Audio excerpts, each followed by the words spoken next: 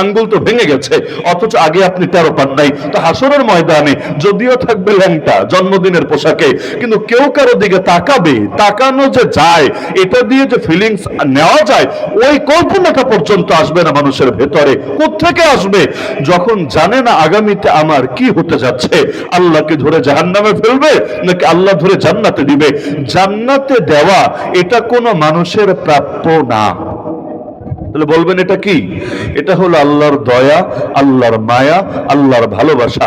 প্রাপ্য ভিন্ন জিনিস, প্রাপ্য ভিন্ন জিনিস, আর দয়া, মায়া, রহমত, ভালোবাসা সেটা ভিন্ন জিনিস। প্রাপ্য মানে হলো আল্লাহ যদি না দেন তাহলে আল্লাহ ঠকিয়ে দিলেন আপনাকে, আল্লাহ প্রতারণা করলেন আপনার সাথে, নাউযুবিল্লাহি মিন যালিক। আহলে সুন্নাত ওয়াল জামাতের আকীদা এটা, আকীদা তাহাওয়ের মধ্যেও পাবেন যে জান্নাতি জান্নাতে যাবে এটা আল্লাহর ফজল তথা অনুগ্রহ, আর জাহান্নামী জাহান্নামে যাবে এটা আল্লাহর জুলুম না, অন্যায় না, অবিচার না, বরং আল্লাহর ইনসাফ। তাহলে জাহান্নামে দেওয়া আল্লাহর ইনসাফ, এটা জুলুম না।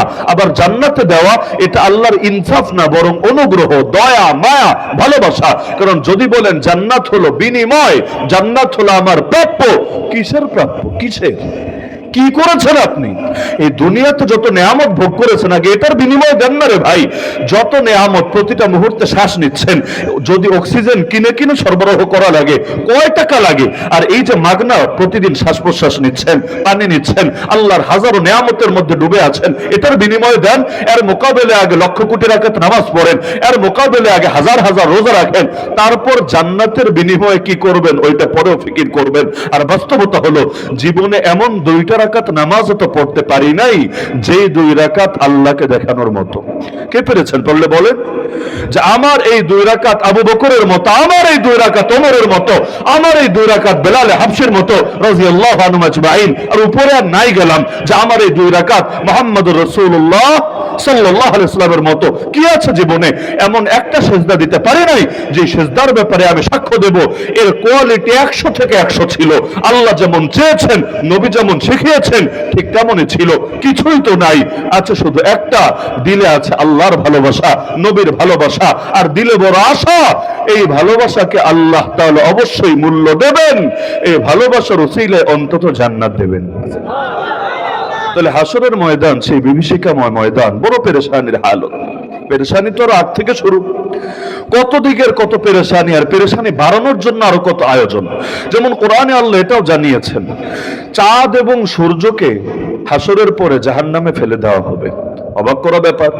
এমনকি কোরআনের 30 নম্বর পারায় সূরা তাকওয়ির নামে একটা সূরাই আছে। আল্লাহ রাসূল 3টা সূরার ব্যাপারে বলেছেন, কেউ যদি কিয়ামতকে দেখতে চায় এমন ভাবে যেন কিয়ামত তার চোখের সামনে, আপনারা আমার চোখের সামনে, আমি স্পষ্ট ভাবে দেখতে পাচ্ছি, তাহলে কেউ যদি কিয়ামতকে এভাবে দেখতে চায় যেন কিয়ামত তার চোখের সামনে, সে যেন কোরআনের 3টা সূরা পড়ে নাই। আল্লাহ রাসূল বলেছেন 3টা সূরা পড়ে নাই। 3টা সূরা 30 নম্বর পারায় আছে। একটা হলো সূরা তাকওয়ির, ইযা শামসু কুওয়িরাত, আর একটা হলো সূরা ইনফিতার, ইযা সামাউ ফাতারাত, আর একটা হলো সূরা ইনশিকাক, ইযা সামাউ শাক্কাত। এই যে বাচ্চাগুলো এখানে পড়ছে, আজকেও যারা মাথায় পাগড়ি নেবে, আলহামদুলিল্লাহ তাদের সিনার মধ্যে 3 সূরা না 30 পারার 114টা সূরাই আছে। আমি আপনাদের নিকট আশাবাদী, আল্লাহ যতদিন হায়াতে রেখেছেন সূরা এবং আয়াত বাড়ানোর চেষ্টা করবেন। এখানে আপনারা যারা আছেন আপনারা সবাই হাফেজ আলহামদুলিল্লাহ। বলবেন হুজুর আমরা হাফেজ, আমরা জানি না, আপনি কিভাবে জানলেন? 2টা আয়াত যদি মুখস্থ থাকে অন্তত 2 আয়াতের হাফেজ তো হয়েছেন। সূরা ফাতিহা মুখস্থ নাই, 7 আয়াতের হাফেজ তো হয়ে গিয়েছেন। সূরা ফালাক না সেই 2 সূরা মুখস্থ নাই, আর 11 আয়াতের হাফেজ তো হয়ে গিয়েছেন। এভাবে সূরা ইখলাস গুনতে গুনতে ফিল পর্যন্ত যদি আসি, তাহলে শেষ 10 সূরা আর সূরা ফাতিহা এটা মিলালে 11 সূরার হাফেজ। 114 এর মধ্যে 11 সূরার হাফেজ তো আপনারা হয়ে গিয়েছেন আলহামদুলিল্লাহ। কেউ যদি একটা আয়াত পারে, মাত্র একটা আয়াত, কিয়ামতের দিন আল্লাহ বলবেন বান্দা পড়তে থাক আর উঠতে থাক, যত পড়বি তত উপরে উঠবি। এজন্য যে 1 আয়াত পড়বে 1 স্তর উপরে জান্নাতে, যে 10 আয়াত পড়বে 10 স্তর উপরে জান্নাতে, যে পড়তে পড়তে সবই পড়ে ফেলবে সর্বোচ্চ স্তরে জান্নাতে। এজন্য যতদিন হায়াতে বাকি আছে, কার কতদিন আছে জানি না, এমনও হতে পারে আজকের দিনটাই শেষ দিন, আল্লাহ ছাড়া কেউ জানে না। যার যেই কয়দিন আছে চেষ্টা করবেন ধীরে ধীরে একটু একটু বাড়াতে। একটা আয়াত যদি নতুন করে শিখতে পারেন, সেটা একটা আয়াত হবে না রে ভাই, একটা জান্নাত হবে, একটা জান্নাত হবে আপনার জন্য। তা আল্লাহ যখন এত সহজ করে দিয়েছেন, গাফলতি দেখাবেন কোন দুঃখে, কোন যুক্তিতে? কোরআন মাজিদে মোট আয়াত কয়টা? সবাই বলেন, মোট আয়াত কয়টা? অধিকাংশই বলল 66666, সব 6 দিয়ে, তাই না? 6666টা।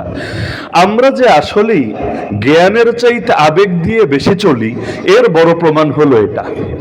ওই বাঙালির হুজুগ এবং আবেগ যত বেশি, আমাদের জ্ঞান ওই হারে ডেভেলপ করার চেষ্টা আমরা করি না। না হলে কোরআন তো ভাই সামনেই আছে, এই যে সামনে কোরআন আছে, আপনার ঘরে নাই, মসজিদে নাই। যাদের অ্যান্ড্রয়েড ফোন আছে, স্মার্টফোন আছে, আপনাদের অনেকের অ্যাপও থাকতে পারে যার মধ্যে পুরো 30 পারা কোরআন আছে। তাহলে এটা চেক করতে কয় হাজার ঘন্টা লাগে আমাকে বলেন? মাত্র 114টা সূরা, খুব বেশি না। আর প্রতিটা সূরা খুললে দেখবেন উপরে আয়াত সংখ্যা লেখা আছে। সূরা ফাতিহা আয়াত সংখ্যা 7, সূরা বাকারা আয়াত সংখ্যা 286, এভাবে গুনতে গুনতে গুনতে একেবারে সূরা নাস পর্যন্ত। তাহলে মাত্র 114টা সংখ্যা যোগ দিলেই, মাত্র 114টা সংখ্যা যোগ দিলেই যোগফল যেটা বের হবে সেটাই তো এই কোরআনের আয়াত। এমনটা তো হওয়ার সুযোগ নাই কিছু আয়াত মনে হয় এর বাইরে রয়ে গেছে, হুজুরের স্পেশাল সিনার মধ্যে আলাদাভাবে রয়ে গেছে, এমন কোন বিশ্বাস আপনাদের আছে নাকি? আলহামদুলিল্লাহ আলিফ দিয়ে শুরু, মিনাল জিন্নাতি ওয়ান নাসের সিন দিয়ে খতম, এটাই আমাদের ঈমান, আমাদের আকীদা। আর শিয়াদের একটা গোষ্ঠী আছে, ওরা মনে করে 30 পারা কোরআন জাহেরে আছে আর 30 পারা বাতেনে আছে। ওটা 12 ইমামের আকীদায় বিশ্বাসী। ওদের 12 নম্বর ইমাম বাকি কোরআন নিয়ে গর্তের মধ্যে মানকা ছিপায় লুকায় আছে। কিয়ামতের আগে আবার মাহদি নামে তিনি প্রকাশিত হবেন সমাজে, তখন বাকিটা আবার পাওয়া যাবে। নাউযুবিল্লাহ, এরকম গাঁজাখুরি আকীদা আছে নাকি কারো? আল্লাহ হেফাজত করুন। এমন আকীদা থাকলে ঈমানই থাকবে না। তাহলে পুরো কোরআন আমাদের সামনে আছে কিনা? যদি বলেন নাই, তাহলে তো আল্লাহর আয়াতে মানেন না। আল্লাহ বলেছেন কোরআন দিয়েছি আমি, কোরআন হেফাজত করব আমি। তাহলে যতদিন কিয়ামত হবে না ততদিন পর্যন্ত এই কোরআনের একটা শব্দ, একটা অক্ষরও কেউ হারায়া নিতে পারবে না। এমনকি শব্দ পারবে না, অর্থ আর মর্ম বিকৃত করতে পারবে না। কারণ কোরআন শুধু শব্দের নাম না, ওহুয়া ইসমুন লিন-নাজমি ওয়াল মানা জামিআ। কোরআন হলো শব্দ এবং মর্ম উভয়টার সম্মিলিত রূপের নাম। এজন্য আজকে যাদের মাথায় পাগড়ি পরানো হবে তারাও হাফেজ হয়েছে, তবে শুধু শব্দের হাফেজ হয়েছে। বলতে পারেন 50% হাফেজ হয়েছে, বাকি 50% কখন হবে? যখন হবে তাদের মাথায় আরো একটা পাগড়ি পরিয়ে দেওয়া হবে। এক পাগড়িতে শেষ না, আরো একটা পাগড়ি পরিয়ে দেওয়া হবে। তখন তারা শুধু শব্দের হাফেজ না, কোরআনের মর্ম, কোরআনের অর্থ, কোরআনের শিক্ষারও হাফেজ হয়ে যাবে। কোরআনের মর্ম যে আল্লাহর থেকে আসে এর সবচাইতে বড় প্রমাণ, অনেক ভিতরে যেতে হবে না, আলিফ লাম মিমের দিকে তাকালেই বুঝে আসবে। আলিফ লাম মিমের অর্থ বলেন না, বলেন। কেউ যদি আন্দাজের উপরে বলার চেষ্টা করে আলিফ মানি আল্লাহ, লাম মানি জিবরিল, মিম মানি মুহাম্মদ, ভাই এটা তো একটা ধারণা, পারলে তুমি দাবি করো এইটাই এই আয়াতের অকাট্য অর্থ, এর বাইরে অন্য কোনো অর্থ হতে পারে না। কোন পাগলও দাবি করতে পারবে না এই আয়াতের একমাত্র অর্থ কোনো একটা, এর বাইরে অর্থ হতে পারে না। যত বড় তাফসীরের কিতাব খোলেন লেখা থাকবে এর আসল অর্থ কে ভালো জানেন? আল্লাহু আ'লামু বিমুরাদিহি বিযালিক। আমি কেন জানি না, আপনি কেন জানেন না? মক্কার ইমাম, মদিনার ইমামরাও যদি নিয়ে আসেন মাহফিলে, তিনিও বলবেন আল্লাহু আ'লামু বিমুরাদিহি বিযালিক। কেন? কারণ কোরআনের ব্যাখ্যা আসে কার থেকে? আসে? আল্লাহর থেকে আসে। আল্লাহ যেটার ব্যাখ্যা শিখান বান্দা সেটার ব্যাখ্যা জানে, আল্লাহ যা শিখান না বান্দা সেটা জানেও না। এজন্য সূরা বাকারার মধ্যে আছে, ফেরেশতারা পর্যন্ত আল্লাহর সামনে স্বীকার করেছে সুবহানাকা লা ইলমা লানা ইল্লা মা আল্লামতানা। হে আল্লাহ, আপনি পবিত্র, আপনি যতটুকু জ্ঞান শিক্ষা দিয়েছেন এর বাইরে আমাদের কোনোই জ্ঞান নাই, জ্ঞান থাকতে পারেও না। সবকিছু কার হাতে? আল্লাহর হাতে। সবকিছু আল্লাহর হাতে, নিয়ন্ত্রণ করেন আল্লাহ নিজে। মানুষের এখানে কোনো হস্তক্ষেপ থাকতেই পারে না। যেমন গায়েব জানেন কে? গায়েব কে জানেন? একমাত্র আল্লাহ জানেন, একমাত্র আল্লাহ জানেন, একমাত্র আল্লাহ। বলবেন তাহলে নবীরা বললেন কিভাবে? নবীরা বলেছেন কিভাবে? সূরা জিনের মধ্যে আল্লাহ জানিয়েছেন, আলিমুল গায়বি ফালা ইউযহিরু আলা গায়বিহি আহাদা। আল্লাহ হলেন গায়েবের জ্ঞানের অধিকারী। আল্লাহ কারো সামনে সাধারণ ভাবে তার গায়েব প্রকাশ করেন না। তবে পরের আয়াতেই বলছেন, ইল্লা মানির তাদা মির রাসূল, যেই রাসূলের উপর তিনি সন্তুষ্ট, যেই রাসূলকে তিনি ভালোবাসেন, তার সামনে তিনি কখনো কখনো নিজের গায়েবের বিভিন্ন বিষয় প্রকাশ করেন। এজন্যই আমরা মুহাম্মদ সাল্লাল্লাহু আলাইহি সাল্লামকে কি বলি? নবী বলি। এরকম নবী একজন না, আরো বহুত ছিলেন। তিনি হলেন নবীদেরও নবী, সমস্ত নবীদের সর্দার। এই নবী মানে কি? নবী মানেই হলো যিনি গায়েবের সংবাদ বহন করে আল্লাহর থেকে বান্দার কাছে নিয়ে যান, তাকেই নবী বলে। রাসূল মানে কি? যিনি বার্তা বহন করেন, বার্তা বাহক। বার্তা নেন কার থেকে আর পৌঁছে দেন কার কাছে? বান্দার কাছে। নেন আল্লাহর থেকে, দেন এসে বান্দাকে। এ যারা করেন তাদেরকে রাসূল বলে। আর নবী তিনিও গায়েবের সংবাদ নেন, গায়েবের সংবাদ, সব সংবাদ না। আবার আজকাল তো এগুলো নিয়েও ঝামেলা চলে, নাউজুবিল্লাহ। এজন্য সাংবাদিকরাও নবী বানানোর চেষ্টা চলে, তাই না? নবী মানে সাংবাদিক, তাহলে সাংবাদিক মানেও নবী। একটা আরেকটা দুই দিক থেকে টান দিলেই তো সমান অর্থই দাঁড়াবে। কাউ মানে গরু, গরু মানে কাউ, এমনই তো। কাউ মানে গরু, গরু মানে কাউ, বুক মানে বই, তো বই মানে বুক। তাহলে নবী মানে সাংবাদিক, তো সাংবাদিক মানেও তো নবী। দুই দিক থেকেই তো টানা যাবে, নাউযুবিল্লাহি মিন যালিক। দুনিয়ায় এক সাংবাদিকের নাম বলেন তো, যেই সাংবাদিক গায়েবের সংবাদ পরিবেশন করে? আল জাজিরা আছে, বিবিসি, সিএনএন, রয়টার্স। তাহলে শব্দের মিল দেখালে কি হবে? শব্দের মিল দেখালে ভাই, শব্দ দিয়ে ইসলাম চললে কোরআন হাদিস আর লাগতো না, শব্দ দিয়েই সব চলতো। সলাতের একটা অর্থ আছে নিতম্ব দোলানো। নিতম্ব বুঝেন তো?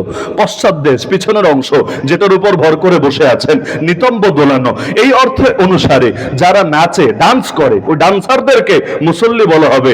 আমরা যদি বলি মুসল্লি, আপনারা কি ডান্সার যারা নাচে ওদেরকে বোঝেন না নামাজিদেরকে বোঝেন? কারণ ইসলাম চলে আল্লাহ এবং তার রাসূলের শেখানো ব্যাখ্যা দিয়ে। ওই ডিকশনারি দেখে দেখে ইসলাম চলে না।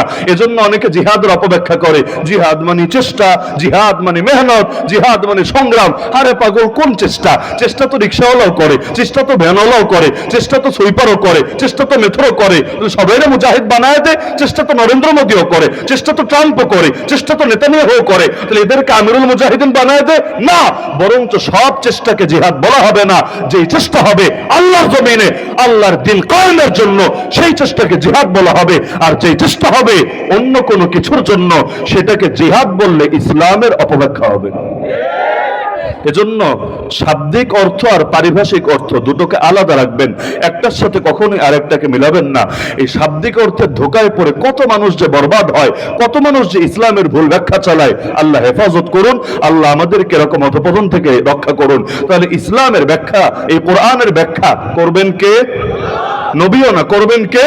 আল্লাহ বলেন, সুম্মা ইন্না আলাইনা বায়ানা। এই কোরআন নাজিল করেছি আমি, তোমার সিনার মধ্যে জমাও করেছি আমি, আর এই কোরআনের ব্যাখ্যা আমার দায়িত্ব।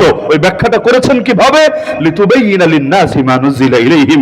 ওই ব্যাখ্যাটা শিখিয়ে দিয়েছেন মুহাম্মদুর রাসূলুল্লাহ সাল্লাল্লাহু আলাইহি ওয়াসাল্লামকে, আর তিনি এসে বলে দিয়েছেন আমাদেরকে। এজন্য আল্লাহর রাসূল যে ব্যাখ্যা দেন, ওই ব্যাখ্যা তার নিজস্ব বানানো ব্যাখ্যা না। ওই ব্যাখ্যা কার শেখানো ব্যাখ্যা? আল্লামানি রাব্বি ফাহসানা তালিমি। আমার রব আমাকে ইলম শিখিয়েছেন, বড় সুন্দরভাবে ইলম শিখিয়েছেন। এজন্য পুরো কোরআন সামনে রেখে অনেক কিছুই করা যায় না। কেউ যদি পুরো কোরআন সামনে রাখে, পুরো 30 পারা, কিন্তু এটা দিয়ে 2 রাকাত নামাজও পড়া যায় না। বলবেন কিভাবে? নামাজের যে সিস্টেমটা আছে, যে রূপরেখাটা আছে, একেবারে তাকবীরে তাহরিমা দিয়ে শুরু করি, বা এর আগেও নিয়াত থেকে, বা এরও আগে পবিত্রতা থেকে, জায়গা পাক, কাপড় পাক, কিবলামুখী হওয়া ইত্যাদি ইত্যাদি, ওখান থেকে শুরু করে সালাম ফেরানো পর্যন্ত যা কিছু করি, এই সবগুলো বিধানের ডিটেইল পুরো কোরআন থেকে আমাকে খুঁজে বের করে দেখান পারলে।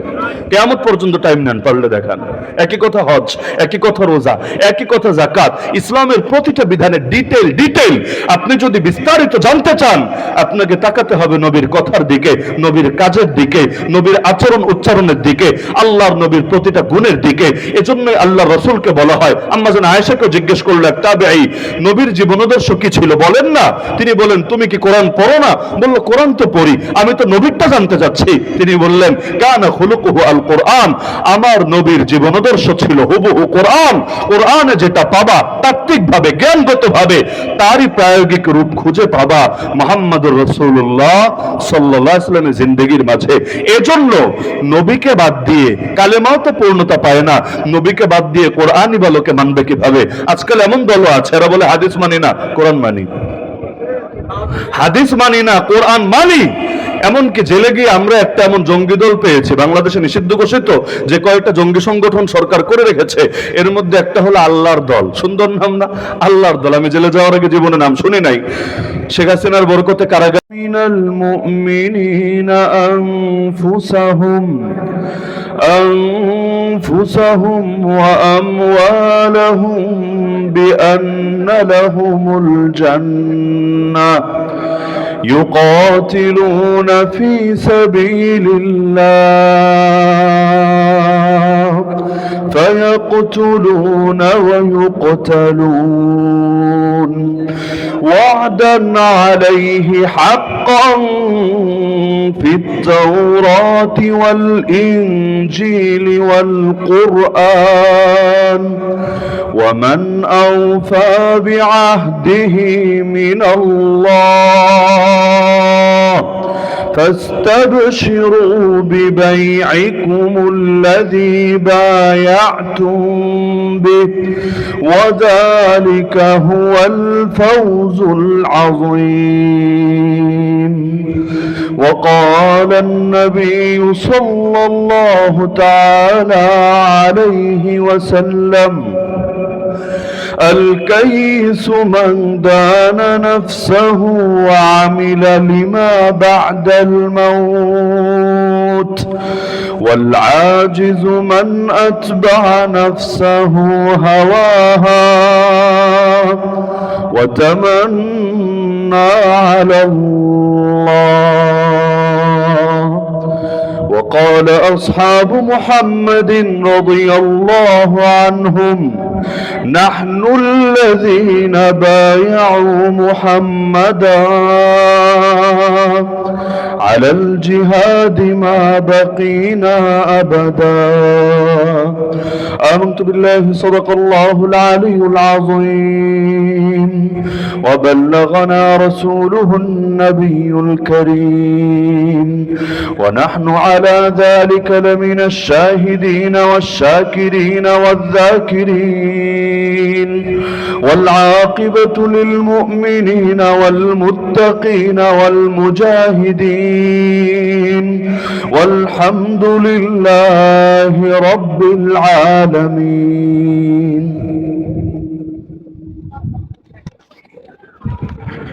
নুরুল কোরআন হাফেজিয়া মাদ্রাসা এবং আনোয়ারা নাজাতুন নিসা মহিলা মাদ্রাসা গাজীপুরের যৌথ উদ্যোগে হাফেজ ছাত্রদের পাগড়ি প্রদান উপলক্ষে অনুষ্ঠিত আজকের এই পঞ্চম বার্ষিক ওয়াজ ও দোয়া মাহফিলে সম্মানিত সভাপতি, প্রধান অতিথি ও অন্যান্য মেহমানবৃন্দ, উপস্থিত আমার শ্রোতা ওয়াজিবুল ইহতারাম হযরত উলামায়ে কেরাম, এলাকার গণ্যমান্য মুরব্বীগণ, বিভিন্ন শিক্ষা প্রতিষ্ঠানে অধ্যয়নরত প্রিয় তালিবান ইলম, স্থানীয় এবং দূরদূরান্ত থেকে আগত দিন দরদি কোরআন প্রেমী প্রিয় তাওহীদি জনতা এবং পর্দার আড়ালে থাকা মা ও বোনেরা,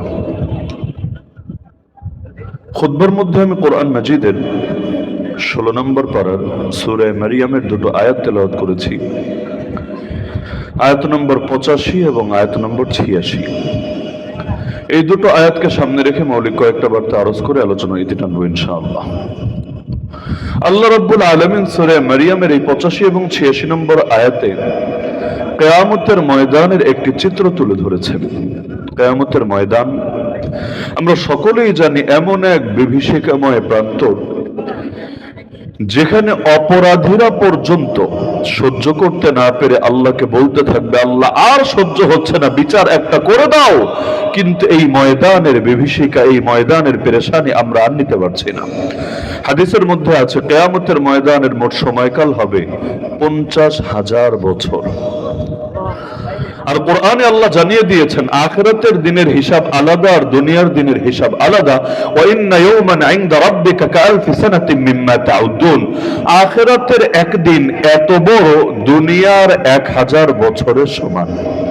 তো একদিন যদি দুনিয়ার 1000 বছরের সমান হয়, তাহলে এক বছরে মোট যতগুলো দিন সেটা কত বছরের সমান হবে? এভাবে 50,000 বছর সেটা দুনিয়ার সঙ্গে তুলনা করলে কত বিশাল, কত দীর্ঘ একটা সময় হবে, যার ভেতরে প্রথম 40টা বছর মানুষের কেটে যাবে নিজের ঘামের ভেতর হাবুডুবু খেতে খেতে। প্রত্যেকের ঘাম হবে তার পাপ পরিমাণে। কারো ঘাম এত বেশি যেই ঘাম তার মাথাকে পর্যন্ত অতিক্রম করবে তাকে হাবুডুবু খেয়ে খেয়ে টিকতে হবে। কারো ঘাম হবে গলা পর্যন্ত, কারো ঘাম বুক পর্যন্ত, কারো ঘাম পেট পর্যন্ত, কারো ঘাম হাঁটু পর্যন্ত, কারো ঘাম পায়ের টাকনু পর্যন্ত। যার পাপ যেমন তার ঘামও হবে তেমন। সূর্য যখন চলে আসবে, আল্লাহ রাসূলের হাদিস অনুসারে মাথার মাত্র 1 মাইলের ভেতরে মিলিয়ন মিলিয়ন মাইল দূরে সূর্য আছে, তবুও তো সহ্য হয় না মাঝে মাঝে। এই বাংলাদেশেও মানুষ মাঝে মাঝে হিট স্ট্রোক করে, হিট স্ট্রোক, গরম নিতে পারে না, এক পর্যায়ে স্ট্রোক করে মৃত্যুবরণ করে। তো সেই সূর্য যখন চলে আসবে মাথার 1 মাইলের ভেতরে, আর আরেক দিকে মানুষের তো পেরেশানি থাকবেই। যেদিন অন্য নবীরা পর্যন্ত ইয়া নাফসি ইয়া নাফসি ইয়া নাফসি বলতে থাকবে, সেদিন আমার মতো আপনার মতো পাপীর হালতই বা কি হবে? প্রত্যেকে নিজেকে নিয়ে পেরেশানিতে থাকবে। তার মধ্যে সূর্যের তাপ তাও যদি প্রোটেক্ট করার মতো কোনো মাধ্যম থাকে তবুও তো কিছুটা আসান হয়। যেমন আরব বিশ্বে গেলে, মিডল ইস্টে গেলে দেখবেন মোটা মোটা কাপড় পরে, আপনাদের মতো এরকম সুতি জামা না, মোটা মোটা কাপড় পরে গরমের ভেতরে। আপনি হঠাৎ গেলে অবাক হবেন, এত গরম, সূর্যের এত তাপ, এর ভেতরে সুতি কাপড় না পরে আবার ইয়া মোটা মোটা বস্তার মতো জামা গায়ে দিল কি কারণে? কারণে স্পষ্ট, সেই সূর্যের তাপ যদি ডাইরেক্ট স্কিনে লাগে, ডাইরেক্ট চামড়ায় লাগে, ভয়াবহ বহু ধরনের রোগ ব্যাধি ধীরে ধীরে তৈরি হতে থাকে। যদি মোটা কাপড় পরে অন্তত ডাইরেক্ট তাপটা তো লাগে না। আর আরব বিশ্বের আবহাওয়াগত কারণে সেখানে গরম যতই লাগুক, শরীর বাংলাদেশে যে হারে ঘামে, 1 ঘন্টা ওয়াশ করলে পুরো গোসল হয়ে যায় ঘামের ভেতরে, ওইখানে এই পরিমাণ ঘামে না, কিন্তু সূর্যের তাপটা অনেক বেশি লাগে। তাহলে তাপ যদি অনেক বেশিও থাকে, গায়ের মধ্যে যদি মোটা পোশাক টোশাকও থাকে, কিছুটা হলেও তো তাও প্রোটেকশন পাওয়া যায়। আর মাথায় যদি একটা ছাতা নেওয়া যায়, আলহামদুলিল্লাহ, আরো আসান হয়ে যায়। লেকিন হাসরের ময়দানে মোটা কাপড় আর পাতলা কাপড় দূরের কথা, আল্লাহ রাসূল বলেছেন হুফাতান উরাতান গুরলা। হাসরের ময়দানে মানুষ যখন উঠবে তার ভিতরে 3টা গুণ তখন থাকবে। 1 নম্বরে পায়ে কোনো জুতা থাকবে না, পায়ে কোনো জুতা থাকবে না যেটা দিয়ে নিজের পাকে সেই গরম থেকে রক্ষার চেষ্টা করবে। গায়ে কোনো জামা থাকবে না যেই জামা তাকে সূর্যের আলো থেকে আলাদা করে প্রোটেকশন দেবে। এবং গুরলা, গুরলা মানে হলো তার খতনা করাও থাকবে না। দুনিয়াতে তো খতনা হয় না, যেটাকে বাংলাদেশের ভাষায় মুসলমানই বলে। সুন্দর নাম, আজীব নাম, যেই নাম কোরআনে আসে নাই, হাদিসে আসে নাই, তবে মেড ইন বাংলাদেশ নামে দিয়ে দিয়েছে মুসলমানি। মানি এই কাজটা তুমি করেছো, তোমার মুসলমানিত্বের একটা সিল লেগে গেছে। এখন যতই আকাম করো আর কুকাম করো সমস্যা নাই, মুসলমানিত্বের উপর মোহর পড়ে গেছে। সারা জীবন বেনামাজি হলেও ভাই তুমি মুসলমান, সারা জীবন আকাম কুকাম করলেও ভাই তুমি মুসলমান, দেশটার লুটোপুটো খেলে তাও তুমি মুসলমান। কেন? মুসলমানিত্বের এক সিল লেগে গেছে। এই সিল যেহেতু আর কোনোদিন দূর হবে না, মরণ পর্যন্ত তার মুসলমানিত্ব আর কখনো যাবে না। তো নামও বড় আজীব, আর আমাদের চিন্তা চেতনাও বড় আজীব। আল্লাহ আমাদেরকে হেফাজত করুন। তা হাসরের ময়দানে ওইটাও থাকবে না। এই হাদিস শুনে আম্মা জান আয়েশা পর্যন্ত পেরেশান হয়ে বলেছেন, ইয়া রাসূলুল্লাহ, যদি গায়ে কোনো জামা নাই থাকে, হাসরের ময়দানে তো শুধু পুরুষ বা শুধু নারী থাকবে এমন না, সেখানে নারীও থাকবে, পুরুষও থাকবে। তাহলে পুরুষ তো নারীর সতরের দিকে তাকাবে, নারী তো পুরুষের দিকে নজর দেবে। তাহলে বিষয়টা কেমন হয়ে গেল? আল্লাহ রাসূল বললেন, আরে পেরেশানি এত বেশি থাকবে, মানুষ নিজেকে নিয়ে এত বেশি ভয়, আতঙ্ক আর অস্থিরতার ভেতরে থাকবে, আরেকজনের শরীরের দিকে তাকানো দূরের কথা, এই কল্পনা পর্যন্ত আসবে না মানুষের মাথার ভেতরে। সবসময় সবকিছু আসে না। আপনাকে নিয়ে যদি এখন এমন কোন হালতে ফেলে রাখে যে কোনো সময় ক্রস ফায়ার দিয়ে দিতে পারে, এমন পরিস্থিতি। আয়নাঘর থেকে নিয়ে বের করে আপনার সামনে বন্দুক তাক করে বসে আছে।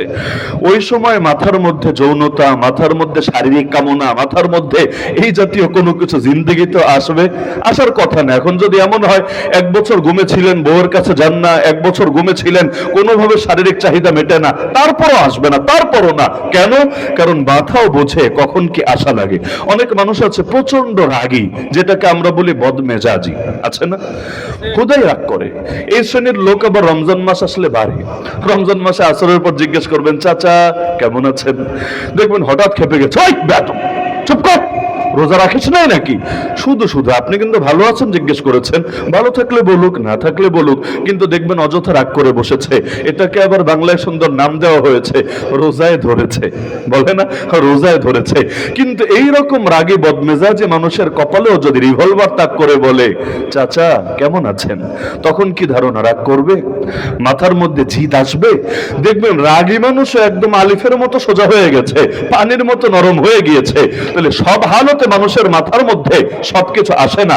আপনি যদি প্রাণ ভয়ে দৌড়াতে থাকেন, ওই সময় দৌড়াতে দৌড়াতে গাছের শিকড়ে অথবা কোনো পাথরে লেগে যদি পা মচকেও যায়, কোন আঙ্গুলে ব্যথাও লাগে, অথবা কোন ধারালো কিছুর সাথে লেগে চামড়াও কেটে যায়, দেখবেন টেরও পান নাই। আপনি দৌড়াচ্ছেন দৌড়াচ্ছেন দৌড়াচ্ছেন, এক পর্যায়ে গিয়ে যখন ঠান্ডা হবেন, কোথাও গিয়ে আলাদা করে বসবেন, তখন টের পাবেন কিরে পায়ে ব্যথা লাগে কেন? তাকিয়ে দেখবেন পা তো কেটে গেছে, পা তো মচকে গেছে। আরে গিয়ে নরেন্দ্র মোদীর পক্ষ থেকে হাদিয়া হিসাবে কাশিমপুরে সময় কাটিয়ে অনেক কিছু শিখেছি। এর মধ্যে অন্যতম হলো গিয়ে আল্লাহর দল নামে একটা দলটা পেয়েছি। প্রথমে ভাবে আল্লাহর দল, মাশাআল্লাহ, ভাবটা এমন যেন জান্নাত থেকে মাত্র পালিয়ে এসেছে, একদম কনফার্ম জান্নাতি। কারণ আল্লাহর দল, আল্লাহর দল মানে আর আল্লাহর লোক। আরে দুনিয়া প্রধানমন্ত্রীর দলে যদি হয়, নেতার দলে যদি হয়, পা তো মাটিতে পড়ে না। আর আল্লাহর দল যদি হয় আর কোনো কথাই থাকে না। পরে দেখলাম সুবহানাল্লাহ, এটা তো বড় আজীব দল। আমরা নামাজ পড়ি 5 ওয়াক্ত, তারা পড়ে 3 ওয়াক্ত। আবার সব নামাজ 2 রাকাত করে, 2 এর উপরে যায় না, 3, 4 কোনো নামাজ নাই, নামাজ 2 রাকাত করে। এর মধ্যে আবার আগে সুন্নত নাই, পরে সুন্নত নাই, বেতের ওয়াজিব এগুলো কিছু নাই। এবং তারা মনে করে কবরের আযাব হবে না, এগুলো ভুয়া, মোল্লাদের আবিষ্কার। কিয়ামতের দিন নবীজি সুপারিশ করবেন, এগুলো ভুয়া, এগুলো মোল্লাদের কুসংস্কার। এরকম ইসলামের বহু বিধান অস্বীকার করে। তো লাস্টে গিয়ে যাচাই করে দেখলাম যে কাহিনীটা কি। কাহিনী হলো এটাই, তারা বলে আমরা কোরআন মানি, আর যেই যেই হাদিস হুবহু কোরআনের বক্তব্যকে সমর্থন করে ওইটা মানি, যেখানে অতিরিক্ত কিছু পাবো ওইটা আর মানি না, ওইটাকে আমরা ইসলামের কোনো দলিলই মনে করি না। নাউযুবিল্লাহি মিন যালিক। এমন হলে তো কালেমা লা ইলাহা ইল্লাল্লাহ দিয়ে চলতো, মুহাম্মাদুর রাসূলুল্লাহ যাওয়া লাগতো না। আল্লাহ সূরা আহজাবের 19 নম্বর আয়াতে বলে দিতে হতো না, তোমাদের জন্য আল্লাহর রাসূলের জীবনীতে রয়েছে উত্তম আদর্শ, উত্তম আদর্শ।